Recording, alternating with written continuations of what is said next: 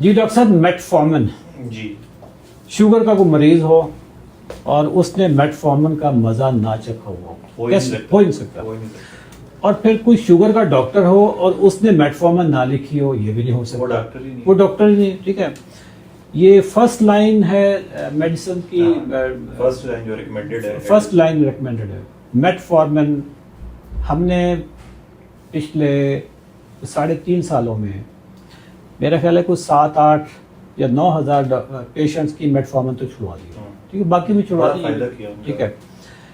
Doctor साहब आप ये बताएं आज के हमारे पॉडकास्ट में कि मेटफॉर्मिन आप क्यों छुड़वाते हैं?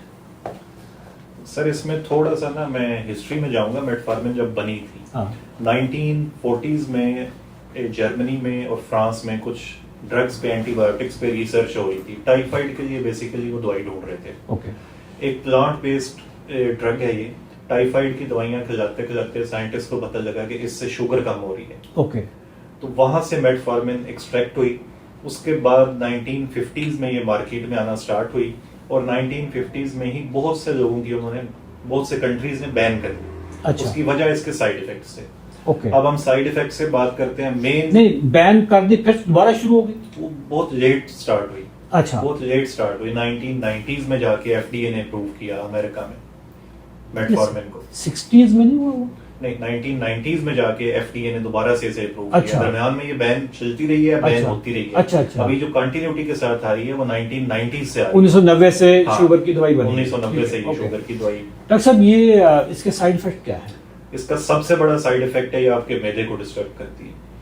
मैदे मैदे को इस तरह से डिस्टर्ब करती है कि आपके पेट में दर्द होगी, गैस होगी, आपको डिस्पेप्सिया होगा, खट्टे डकार आएंगे। डिस्पेप्सिया क्या चीज होती है? डिस्पेप्सिया ये कि आपका खाना ऊपर की तरफ आएगा, खट्टे अच्छा। डकार आएंगे। Okay, okay. ठीक है, आपको मोशन लगेंगे, मोशन आपको लगेंगे। कॉन्स्टिपेशन, कब्ज हो सकती है, गैस होगी। गैस होगी, पेट के जितने प्रॉब्लम्स हैं, एसिडिटी बढ़ गई, एसिडिटी हो जाएगी। ओके। जब एसिडिटी बढ़ेगी फिर आपके पास क्वेश्चन क्या आता है आगे कि आप जाहिर है फिर डॉक्टर की तरफ जाएंगे। जाना पड़ेगा सर। डॉक्टर हाँ। के पास जाएंगे, डॉक्टर आपको दोबारा से दवाई देगा। दोबारा से सबसे ज्यादा दी जाने वाली दवाई जो है वो पीपीआईज है, प्रोटॉन पंप इनहिबिटर्स है। Proton pump inhibitor, PPI. आम नाम में हमारे पास ये नेक्सम के नाम से आ जाता है, राइजेक के नाम से आ जाता है। ये सारे प्रोटॉन पंप अच्छा। इनहिबिटर्स हैं। ये जो कहते हैं कि नाश्ते से पहले खानी है। नाश्ते से पहले खानी है। आजकल तो मरीज उसके लिए डॉक्टर के पास भी नहीं जाता, वो सीधा खुद ही फार्मेसी पे जाता है जी, फार्मेसी पे नाश्ते से जाता है। पहले जड़ी हाँ, वो तेजाबी वाली गोली दे दो। वो खुद ही खाना शुरू कर देते अच्छा। हैं। जब वो खुद ही खाना शुरू कर देते हैं तो इससे क्या होता है, एक तो मजीद डायरिया होता है, मोशन ज्यादा आते हैं। अच्छा। और दूसरे नंबर पे ये विटामिन B12 जो है उसकी अब्जॉर्प्शन को कम करता है, पीपीआई। ओके। और मेटफॉर्मिन बजाते खुद विटामिन B12 की अब्जॉर्प्शन को कम करती है। मेटफॉर्मिन विटामिन B12 की एब्जॉर्प्शन को कम करती बॉडी में है उसकी कमी हो जाती है। और पीपीआई जो है वो भी इंटरेक्ट करते हैं, वो भी कमी करते वो हैं। भी कमी करते हैं, तो B12 तो खत्म हो गया फिर। B12 बॉडी में कम हो गया। अच्छा। और B12 जब कम होगा तो पेशेंट कहेगा जी मेरे पैर सुन्न होते हैं, सुइयां चुभती हैं, जूता महसूस नहीं होता, पाँव से जूता निकल ये जाता है। न्यूरोपैथी। ये न्यूरोपैथी की सारी ओके। सिम्टम्स से आती है। न्यूरोपैथी शुगर से होती है? न्यूरोपैथी शुगर से भी होती है, शुगर की दवाइयों से भी होती है, और विटामिन B12 को जो चीज भी कम करेगी उससे न्यूरोपैथी होगी। लो जी, बंदा फारिग हो गया। मतलब शुगर की वजह से भी न्यूरोपैथी शुगर हुई, से भी न्यूरोपैथी, शुगर की दवाई ने से भी न्यूरोपैथी, B12 कम कर दिया, B12 की कमी से शुगर न्यूरोपैथी होगी। ठीक। और पीपीआईज खाए उससे भी होगी, उससे भी B12 कम हो गया। ये एक विशियस साइकिल है जिसमें मरीज फंस जाता है। तो फंस गया बंदा सर। एक साइकिल है, उसके अंदर घूमता रहेगा। तो और B12 से सिर्फ आपको न्यूरोपैथी नहीं होती ना। हाँ, और क्या? B12 आपकी मेमोरी पे भी अफेक्ट करता है। याददाश्त उसकी कम हो जाएगी विटामिन B12 से। ओके। ठीक है, बाकी विटामिन B12 से उसका बैलेंस खराब हो जाएगा। मरीज चलते चलते जो है वो लड़खड़ा जाएगा, एक तरफ को दूसरी तरफ को गिरेगा। ओके। तो बहुत सारे प्रॉब्लम जो है तो ये फिर वो vitamin B12 mental problem start हो गए। मेंटल प्रॉब्लम भी इससे स्टार्ट हो जाते हैं। अच्छा, इसका कोई एनीमिया से भी ताल्लुक है? एनीमिया भी करता है। विटामिन B12 डेफिशिएंसी जो है वो बॉडी में एनीमिया भी करता है। मैक्रोसिटिक एनीमिया उसे हमारी मेडिकल की टर्म में कहते हैं, वो एनीमिया भी इससे होता है। डॉक्टर साहब B12 शुगर से मुझे न्यूरोपैथी होगी, B12 कम हुआ मुझे ऐसे ही। न्यूरोपैथी होगी। अब न्यूरोपैथी के लिए मैं क्या करूंगा? न्यूरोपैथी के लिए आप मेथिकोबाल, जो आम जुबान में विटामिन B12 है उसकी मेथिकोबाल, न्यूरोमेट इस नाम से टैबलेट्स आती हैं।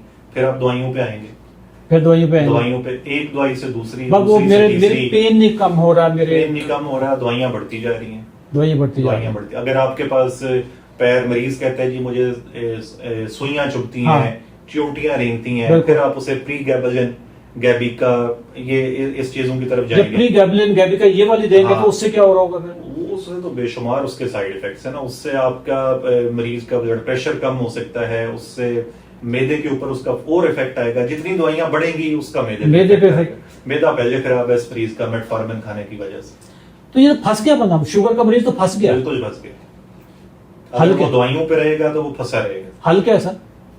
अच्छा, एक और इसमें फटीग, अच्छा, ये मेरे ज़हन से निकल गया। अच्छा। मेटफॉर्मिन का सबसे कॉमन जो साइड इफेक्ट है फटीग, थकावट। ये मरीज हर वक्त थके रहेंगे, हर वक्त थके रहे। आपने खुद मेटफॉर्मिन खाई है, आप इसको मैंने 18 साल तक खाई है। आप इस बात को सेकंड करेंगे कि मेटफॉर्मिन सर जिधर बैठ जाती है उठने को दिल ही नहीं करता। मेटफॉर्मिन पे जो मरीज होगा वो कभी भी एनर्जेटिक नहीं हो सकता, उसको फटीग रहेगी। सर फटीग के अलावा उसका मैदा नहीं सेट हो सकता। मैदा तो उसका सेट नहीं होगा, मैदा सेट नहीं होता। मैदे की वजह से ना वो हर वक्त ही स्ट्रेस में रहेगा। ठीक है, उसको ये बंदा मेटफॉर्मिन खाने वाला बंदा तरावियां नहीं पढ़ सकता सर। उसका वुजू टूट जाना है, वो 4-5 तरावियां पढ़ेगा, वो दोबारा वुजू करने के जाएगा, उसमें इतनी गैस पैदा होगी। सफर में प्रॉब्लम होगी। सफर में जाते हुए हर चीज उसको प्लान करनी पड़ेगी कि मैं प्लेन में 3 घंटे कैसे गुजारूंगा, ट्रेन में इतना टाइम, गाड़ी में इतना टाइम। कैसा हल बताएं सर? हल बताएं सर। सर मेटफॉर्मिन कैसे छोड़े सर? हल एक ही है सर, दवाई छोड़नी है। दवाई कैसे छोड़नी है? शुगर को 3 ही तरीके हैं कंट्रोल करने के। नंबर 1, आप अपनी डाइट को बेहतर करें। नंबर 2, फिजिकल एक्टिविटी, अपना लाइफस्टाइल मॉडिफिकेशन करें। नंबर 3, ड्रग्स है आपके पास जिसमें दवाइयां हैं। पहले 2 पे रहते हुए दवाई आपकी छूट जाएगी, लेकिन उसमें थोड़ी सी दिक्कत आपको होगी, कुछ चीजें आपको छोड़नी पड़ेगी, जिसमें रोटी, चावल और आलू वगैरह, ग्रेन। हम 90 दिन के चैलेंज में भी तो यही चीजें बताते हैं कि अगर आप अपना लाइफस्टाइल बेहतर कर लें। डॉक्टर साहब एक चीज आपने बात की लाइफस्टाइल की, मैं नाज़रीन को बताना चाहूँगा। जब हम लाइफस्टाइल की बात करते हैं ना, इवन सारी जो कम्युनिटी में डॉक्टर्स भी जब लाइफस्टाइल की बात करते हैं तो उनके जहन में सिर्फ वॉक आता है, जबकि लाइफस्टाइल वॉक नहीं है। वॉक पूरा मतलब पूरी जिंदगी है ना, लाइफ है ना, पूरा लाइफ का पूरा पैटर्न है।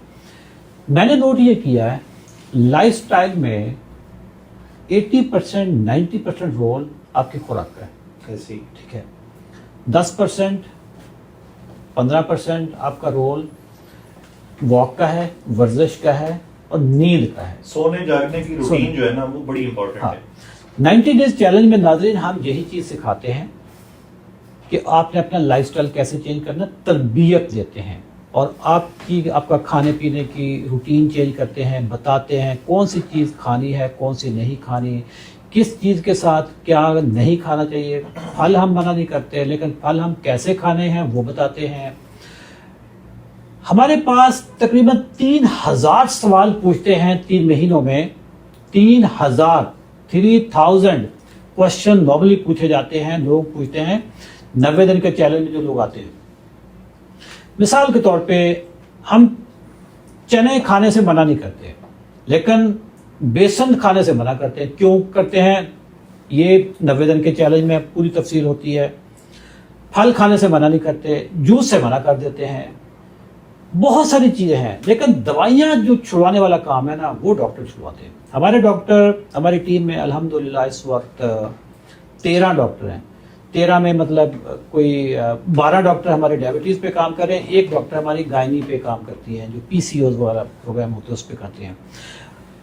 हमारा दावा है और हमारा वादा है कि जो लोग भी हमारे 90 दिन के चैलेंज में इनरोल हो जाते हैं, उनकी दवाइयाँ छूट जाती हैं, उनकी इंसुलिन छूट जाती है, ब्लड प्रेशर की गोलियां उनकी कम हो जाती हैं, छूट भी जाती हैं, यूरिक एसिड बगैर गोलियों के ठीक हो जाता है, फैटी लिवर रिवर्स हो जाता है, न्यूरोपैथी रिवर्स हो जाती है। दवाइयां मिनिमम पे, अगर दवाइयों पे जाना पड़े तो मिनिमम दवाइयां रहती हैं। आप एक ओवरऑल एक हेल्दी लाइफस्टाइल में आ जाते हैं। ना सिर्फ आप बल्कि आपकी पूरी फैमिली एक हेल्दी लाइफस्टाइल पे आ जाते हैं। अगर आप शुगर की गोलियां छोड़ना चाहते हैं, इंसुलिन के बगैर शुगर को कंट्रोल करना चाहते हैं, हमारे 90 दिन के प्रोग्राम में शामिल हो जाएं। कैसे शामिल होना है, इसी वीडियो के नीचे 90 लिखें, हमारी टीम आपसे रब्ता करेगी। थैंक यू, अल्लाह हाफ़िज़।